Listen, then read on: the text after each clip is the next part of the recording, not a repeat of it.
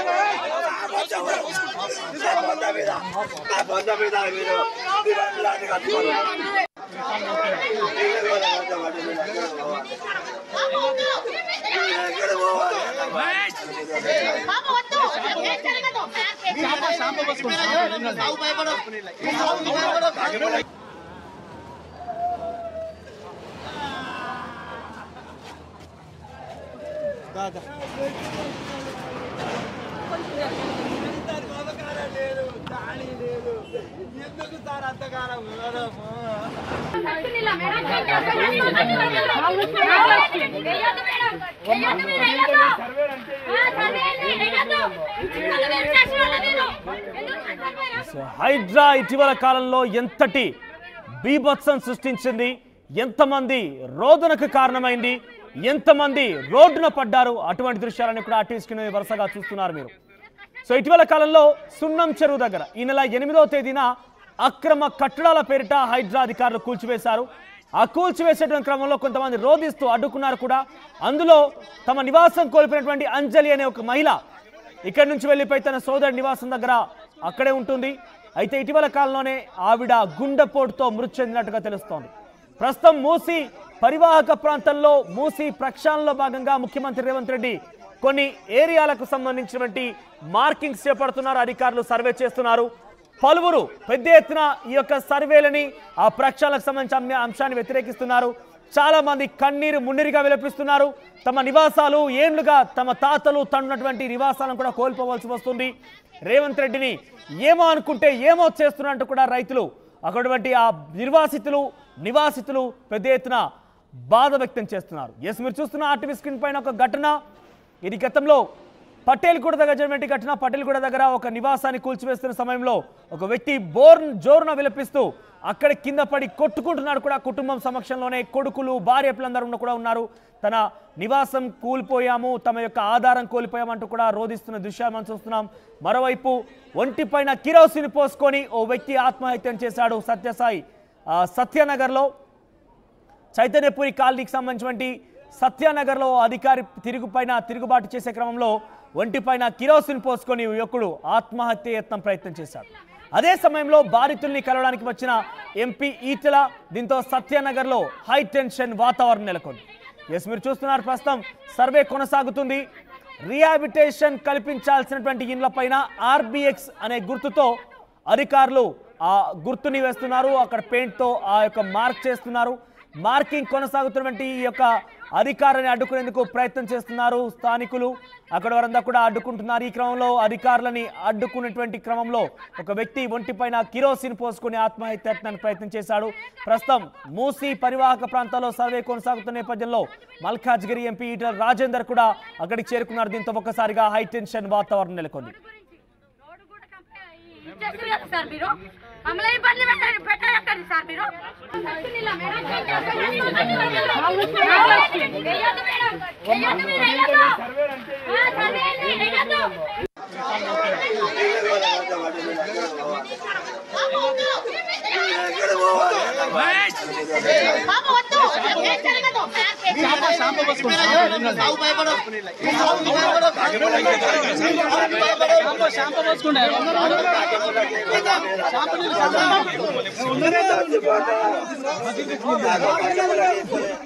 White Musi పరివాహక ప్రాంతంలో survey కొనసాగుతున్న కొద్దీ అక్కడక్కడ పెద్ద ఎత్తున ఆందోళన కలిగించే విధంగా వాతావరణం కనబడుతోంది. ఒక్కసారిగా హైదరాబాద్ వేడెక్కిందని చెప్పొచ్చు. మూసీ పరివాహక ప్రాంత ప్రజలు మొత్తం కూడా సర్వే అధికారులు అడ్డుకుంటున్నారు. ఎక్కడిక్కడ నిరసన వ్యక్తం చేస్తున్నారు. వారు ఆత్మహత్య సైతం చేసుకుంటాము, మా యొక్క శివాలపైన రేవంత్ రెడ్డిని ఇక్కడ నిర్మాణాలు చేపట్టమని చెప్పండి అంటూ కూడా చాలా తీవ్రంగా ప్రతిఘటిస్తున్నారు. ప్రస్తుతం మీరు చూస్తున్నారు అధికారులు నిరసన తెలిపే క్రమంలో భాగంగా చాలా మంది ఆత్మహత్య యత్నం కూడా చేసుకుంటున్నారు. దానికి సంబంధించి విజువల్స్ మీకు ఆర్టీవీ స్క్రీన్ పైన చూస్తున్నారు. మరిన్ని అప్డేట్స్ పెట్రిషియా అందిస్తారు. పెట్రిషియా, ప్రస్తుతం మూసీ పరివాహక ప్రాంతంలో ఎటువంటి వాతావరణం నెలకొంది, ఎటువంటి అప్డేట్స్ కొనసాగుతున్నాయి? ఈటెల రాజేందర్ అక్కడ చేరుకున్నట్టు తెలుస్తోంది. సో ప్రజలు ఏం చెప్తున్నారు, ఏ రకంగా వాళ్ళు ప్రతిఘటిస్తున్నారు? ఎస్, హైదరాబాద్ మొత్తం కూడా లబోదిబోం అంటుంది. హైడ్రా కూల్చివేతతో ఒక మహిళ హార్ట్అటాక్ కొట్టి చనిపోయింది. ఈ నెల 8th రోజున సున్నం చెరువుని కూల్చివేయడం అయితే జరిగింది. ఇంటిని కూల్చివేయడంతో తీవ్ర ఆందోళన వ్యక్తం చేసింది. ఆ తర్వాత తన సోదరి ఇంటికి వెళ్ళి అక్కడనే కొన్ని రోజులు నివసించింది. అక్కడనే తను మృతి చెందింది గుండెపోటుతో అని పూర్తిగా తెలుస్తుంది. ఒకవైపు మూసి అంతా కూడా హైడ్రా సర్వేలు జరుగుతున్నాయి.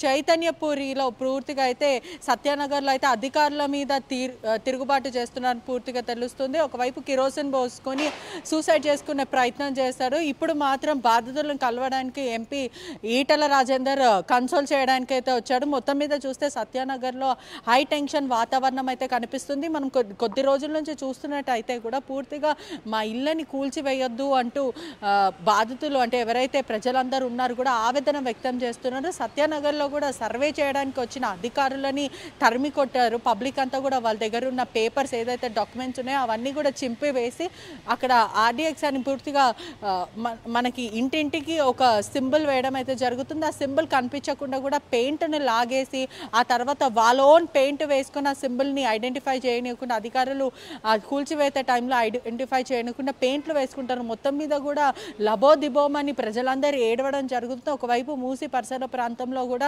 సుమారుగా 15,000 ఇల్లులు అయితే ఉన్నాయి. వాళ్ళందరినీ కూడా డబుల్ బెడ్రూమ్కి షిఫ్ట్ చేస్తామని ప్రభుత్వం చెప్పడం అయితే జరిగింది. ఇవాళ కొంతమందిని అంటే నిన్న రాత్రి నుంచి మూసీ ప్రాంతంలో డిమాలిష్లు జరుగుతున్నాయి, సర్వేలు జరుగుతున్నాయి పూర్తిగా మనం చూస్తున్నాం. అయితే నిన్న ఏదైతే డిమాలిష్లు జరిగాయో దానికి ముందే కొంతమందిని షిఫ్ట్ చేయడం అయితే జరిగింది. ఎల్బీ నగర్ ప్రాంతంలో ఉన్న కొన్ని ఇండ్లకి అంటే డబుల్ బెడ్రూమ్కి సంబంధించిన ఇంటికి షిఫ్ట్ చేయడం జరిగింది. వాళ్ళందరూ కూడా ఆవేదన వ్యక్తం చేస్తున్నారు. డబుల్ బెడ్రూమ్ నివాసాలకి ఎంతమంది షిఫ్ట్ అయిపోయారు? అంటే మొత్తం మీద కూడా చూసుకుంటే అయితే సుమారుగా ఒక 50 నుంచి 60 మంది షిఫ్ట్ అయ్యారంటూ సమాచారం అయితే వస్తుంది. అంటే కొంతమందిని ఒక గ్రూప్ వైజ్గా గ్రూప్ని షిఫ్ట్ చేస్తున్నారని తెలుస్తుంది. దాంట్లో చిన్నపిల్లలు ఉన్నారు, ముసలి వాళ్ళు ఉన్నారు, వికలాంగులు కూడా ఉన్నారు. లిఫ్ట్లు సరిగ్గా పనిచేయట్లేదు, పైకి ఎక్కాలన్నా కూడా ఇబ్బందిగా ఉంది. పిల్లలు కూడా లేదంటే బిల్డింగ్ అయినా అందరికీ ఒకే తరహాలో మార్గం చూపిస్తున్నారా? అందరికీ ఒకే తరహాలో డబుల్ బెడ్రూమే సర్వరోగ నివారణగా ఉందా? అంటే వీళ్ళందరికీ అదే ఒక ఆధారమా? ఎస్, ప్రజలు కూడా అదే ఆవేదన చేస్తున్నారు. ఒకవైపు చూసుకుంటే కూడా సుమారుగా 15,000 ఇల్లులు ఉన్నాయి. ఒక్కొక్క గ్రూప్గా ఒక్కొక్క సెగ్మెంట్ గ్రూప్స్లో కూడా పూర్తిగా వీళ్ళందరినీ షిఫ్ట్ చేస్తున్నారు. వాళ్ళ ప్రజలు కూడా అదే తిరగబాటు చేస్తున్నారు. మేము ఎంతో కష్టం చేసుకొని డైలీ వేజర్స్ ఉన్నారు, ఆ తర్వాత పర్సనల్ లోన్ తీసుకున్న వాళ్ళు ఉన్నారు, సప్పు చేసి ఇల్లులు కట్టుకున్న వాళ్ళు ఉన్నారు. మాకు వాళ్ళకి ఒకటే రూల్, అంటే మేము ఎంతో కష్టం చేసి ఇల్లులు కట్టుకున్నాం, ఇప్పుడు దాని మీద లోన్లు ఎవరు తీర్చారంటూ వాళ్ళు ఎంతో ఆవేదన వ్యక్తం చేయడం అయితే జరుగుతుంది. ఒకవైపు చూసుకుంటే కూడా పూర్తిగా అంటే గత కొన్ని రోజుల నుంచి కూడా చాలా మటుకు సూసైడ్కి ప్రయత్నించాలి. అంటే మొత్తం మీద మనం చూస్తుంటే కూడా సున్నం చెరువు దగ్గర కూడా పెట్రోల్ పోసుకొని చనిపోతాను అంటూ మీడియా ముఖంగా వచ్చి సూసైడ్ అటెంప్ట్ చేయడం అయితే జరిగింది. మరోవైపు చూసుకుంటే కూడా నిన్న గత కొన్ని రోజుల క్రితం అంటే 2-3 రోజుల క్రితం జరిగిన డిమాలిష్లు కూడా ప్రెగ్నెంట్ ఉమెన్ అని కూడా చూడకుండా ఈ సామాన్లంతా బయట పాడేశారంటే ఎంతో ఆవేదన వ్యక్తం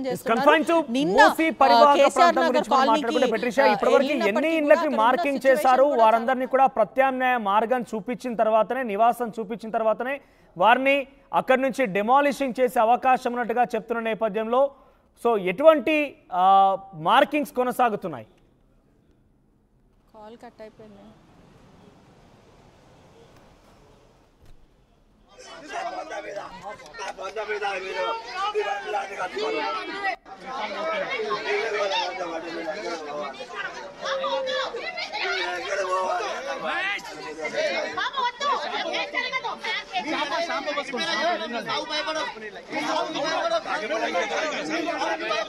Shamba